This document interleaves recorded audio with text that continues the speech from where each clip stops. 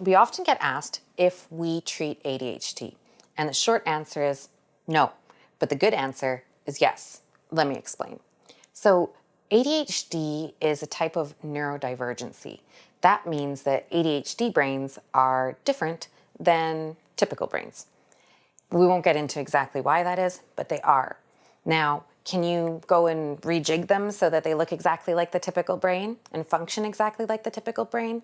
No, but can you make that ADHD individual really, really adaptive in their environment and be able to pull from some of the positives of the disorder, like hyperfocus, which in the right situation can be really cool, and mitigate the not so fun aspects of the disorder, like challenges with organization or problems focusing, time management, that kind of thing.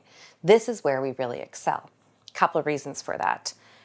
You need to apply some strategies to help you mitigate those negative areas. Problem with that is if we have a poor belief in self, or we've been told over and over that we're not good at that, we're incapable of that, we won't even try. So there's like a certain amount of learned helplessness that's really, really common in individuals with a lot of diagnoses, but often ADHD, particularly if they've struggled through a traditional school system that isn't a great fit for their type of brain.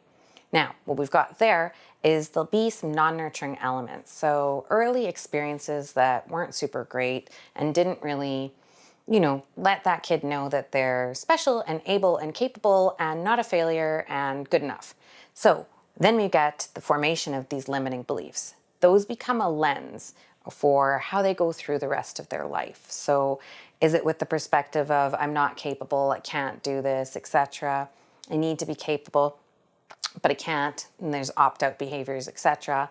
Is it I'm not good enough, or I'm a failure, I need to be successful, but I can't, and all the side effects from that. So what we want to do is we want to go identify any of the limiting beliefs that are stopping somebody from applying all of those strategies and just being able to go into life with the ability to apply strategies, get your life structured in the way that you need in order to work with your neurodivergent brain, and then also explain your neurodivergent brain to other people without judgment of yourself, just so they know how to work with you and you know how to work with your own self, that kind of thing. So we want to identify those, and then we use our 5-pronged protocol technique to crush those limiting beliefs, get them out of the way, and then we keep our cognitive minds in charge, which is super, super important, especially with ADHD, because we get a little bit more sensitive to jumping into our walnut brains.